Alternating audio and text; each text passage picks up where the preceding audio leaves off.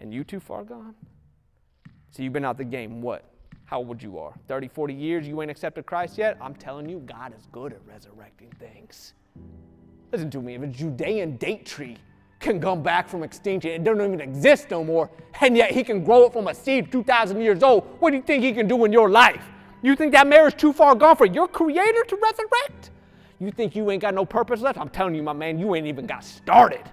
God could do so much in 1 year of your life that you ain't done in 50. You don't hang that head no more. You dare open that heart and let him hit some good soil and let him start watering it with the living water that he might slowly regenerate what's inside, because that seed ain't dead and gone. There's life in there, and all he got to do is bring it to the surface. And once it sprouts, there ain't no stopping this thing, because God will continue to do what? To dig around it, to fertilize it, because he wants it. And here's the beautiful thing about it. He wants your life to produce good fruit. He don't want you to be barren, crying all the time, asking God, what is this? He's wanting you to know him, know your purpose, know your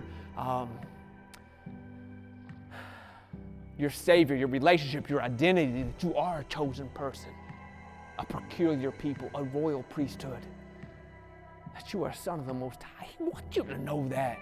So I'm telling you right now, like flat out, you ain't too far gone. Your God is still large and in charge. He's still living and active. He's still, to this day, able to resurrect. You ain't too far gone. But what you got to do is let him have it. Have what? Have everything. He's got to be able to put it all in the ground. But if a seed go in the ground and die, life comes from it. You want life in your life? Hit them knees like you dead. Repent.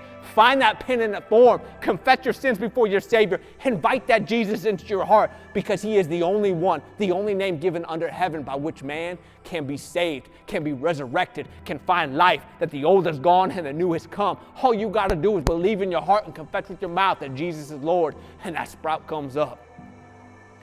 And then you let him continue just like you started, in faith. As he speaks his revelations to you, as his Holy Spirit whispers, he's watering that seed of the gospel. And it may start out small. There may not be much in that heart, but I'm telling you, as he goes to work, it grows and grows until what? Until it consumes you. Until it becomes life. How I know? Because I'm personal testimony to it. He started out little, but now he is everything. I eat, sleep, and breathe this gospel. Like, I ain't even got to try no more. Right here, what we doing? We peculiar in it. Why? Because all I got to do is talk. This is already inside. We ain't ever wrote a sermon, never got to write a sermon. Why? Because our King lives within.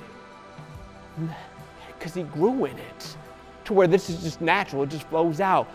Confessing Jesus ain't nothing. Because the gospel has now found a home where it can bear fruit. And we just daring enough to be peculiar in it. To do it like he called us to do. And I'm telling you, he could do the same for your life. That what he has called you to do, it's going to be effortless one day. Because it's who you have been made to be. And you're doing what he has purposed you to do. It's why you got breath in your lungs, why your feet hit the floor. You want to find that? You want to walk with purpose and passion? You want to see this God living and active in your life? Do what you got to do to let him bear fruit. And I'm telling you, there's no comparison when a tree stops blending into all around and stands itself out like it's meant to be.